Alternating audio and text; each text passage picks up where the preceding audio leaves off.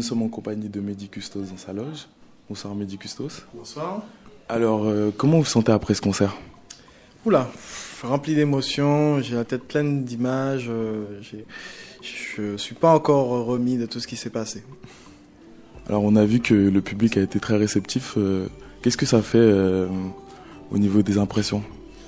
En fait, se dire que qu'il y a 4 mois, j'étais pas très connu en France, je le suis pas encore énormément, mais pouvoir effectivement partager ce moment très fort avec des personnes qui se sont déplacées ce soir à la Cigale, c'est vraiment quelque chose d'énorme parce que il y a tellement d'affection que j'ai reçu en face, puis j'avais tellement de choses à dire, tellement de choses à donner, mais j'ai reçu encore beaucoup plus et je suis vraiment quelqu'un d'heureux ce soir. Alors, j'aimerais qu'on revienne un petit peu en arrière. J'aimerais savoir comment vous est venu cet engouement pour la musique. Bien, en fait, c'est arrivé, on va dire, tardivement. Vers l'âge de 14 ans, je me suis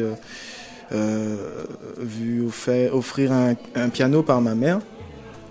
Et ne sachant pas trop quoi en faire, donc j'ai commencé à chercher des mélodies dessus, puisque moi je n'étais pas instrumentiste. Et comme j'avais la vague envie d'écrire, donc j'ai commencé à écrire des chansons en même temps.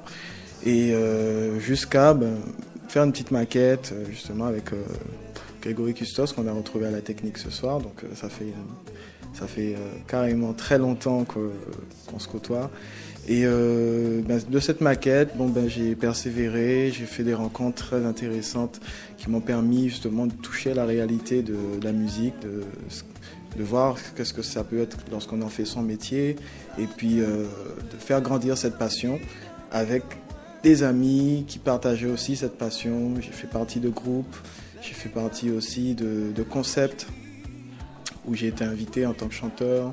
On m'a demandé aussi des fois d'écrire des chansons, donc tout ça favorise des contacts, des rencontres. Et de fil en aiguille, j'ai été sollicité par un éditeur, Eric Siarc, qui m'a proposé justement de faire ce cheminement vers la scène nationale par rapport aux chansons que j'écrivais, qui selon lui avaient une chance de plaire, de séduire un public métropolitain. Et au regard de ce qui s'est passé ce soir, je tenais à le remercier parce que c'est la foi d'un homme qui, rattaché au petit talent d'un auteur-compositeur, qui ont pu justement amener plein de choses et favoriser ce genre de moment qui, pour moi, restera inoubliable. D'accord. Donc c'était déjà du zouk au début. Oui, en fait, j'ai toujours fait du zouk, même si je me suis enrichi musicalement de plein de musiques différentes, en écoutant autant de la musique traditionnelle de chez moi, ou bien me laissant aller des fois à écouter de la musique classique, un peu de jazz, ou bien également R&B, variété française, variété anglo-saxonne. Je me suis jamais senti obligé d'écouter un style de musique. Je me suis toujours plus rapproché de chansons que je trouvais intéressantes dans tel ou tel style de musique. Et à chaque fois, c'était des musiques différentes. Donc, entre la dancehall, entre la funk avec les années Jackson, entre les années Kassav, je me suis jamais dit, tiens, je prends ce rail, je reste là. J'ai toujours laissé mon cœur ouvert à d'autres influences. Et jusqu'à ce que je puisse avoir un style qui m'est propre aujourd'hui, qui est plus orienté, on va dire, variété française, R&B, et puis en même temps zouk. Donc c'est très métissé, c'est très mélangé, c'est très caraïbéen, et en même temps ça s'inscrit dans un panorama francophone. Et je suis très content d'être antillais, francophone, et puis d'avoir un nom arabe, donc je suis forcément métis. Et justement, dans le métissage, il y a la culture de la tolérance, et donc je suis très content de pouvoir aussi, de cette manière-là, de mettre ça en avant. Quels ont été les chanteurs qui vous ont le plus inspiré? Il y en a auquel je passe. Le chanteur du groupe AA, je ne sais pas s'il y a des gens qui qui ont peut-être raté cette génération-là, mais Morten Arquette qui chantait dans le groupe AA. Il y avait également tous les chanteurs du groupe Kassav, en particulier Patrick Saint-Éloi. Il y avait également à l'époque Jacques Darbo, il y avait aussi Harry Diboula, il y avait également Jean-Jacques Goldman. Après, plus récemment, Pascal Obispo. Ce ne sont pas forcément uniquement des chanteurs, uniquement des interprètes, quoi. C'est plus l'univers de ces artistes-là qui m'a intéressé à un moment ou à un autre.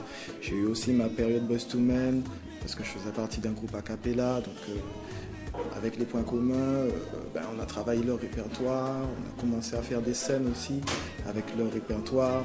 On s'est fait notre propre répertoire aussi, avec des adaptations de musique de chez nous, en a cappella aussi. Donc, c'est un cheminement qui rassemble beaucoup de personnes que je rencontre et que je ne cesse pas de rencontrer, puisque il y a des jeunes talents aussi qui sont très intéressants, et parce que ça se renouvelle en permanence, il y a des énergies qui montent et qui sont très intéressantes.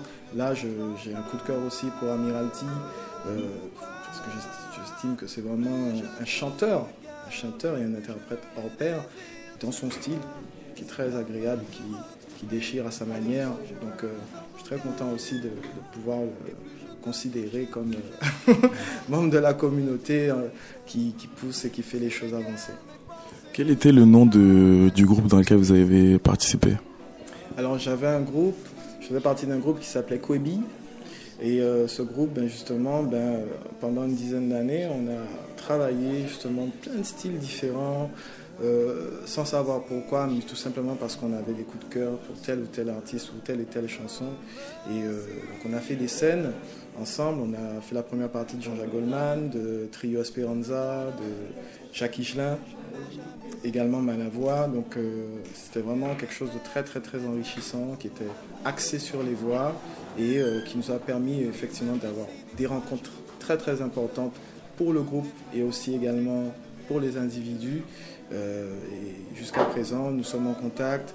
Il y a même certains membres du groupe avec lesquels je travaille sur des projets beaucoup plus personnels. Et donc, les choses suivent leur cours d'une manière ou d'une autre. On se prend nos petits délires ensemble lorsqu'on a le temps.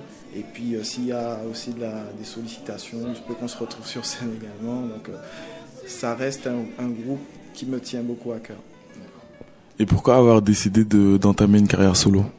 En fait, j'avais pas décidé d'entamer une carrière solo. La seule chose, c'est que le groupe a décidé justement d'accorder aux interprètes un petit peu de temps libre pour qu'on puisse se développer et un petit peu aussi s'enrichir, puisque la difficulté qu'on a eue à un moment, c'est que, étant très éclectique dans nos choix et dans nos musiques et dans nos capacités à faire des choses, parce que on était capable de faire de la musique orchestrée, également de la musique a cappella, et on était très très jeunes, donc on était très encouragés, mais en même temps on ne savait pas quelle direction prendre. Et des fois, avoir trop de cordes à son arc, ça peut être un piège, puisque lorsqu'on ne sait faire qu'une chose, on s'y accroche et on se bat pour que cette chose existe. Et le groupe avait vraiment plusieurs cartes dans son jeu, et on n'a jamais décidé d'en jouer une. Et au bout d'un moment, on a tourné en rond, et puis on s'est dit, le temps qu'on sache vraiment où est-ce qu'on veut aller, ce qu'on veut faire, il vaut mieux qu'on prenne du recul, que les individus aussi prennent de la maturité. Et puis lorsqu'on le décidera, à ce moment-là, on fera quelque chose ensemble. Merci beaucoup pour cette interview.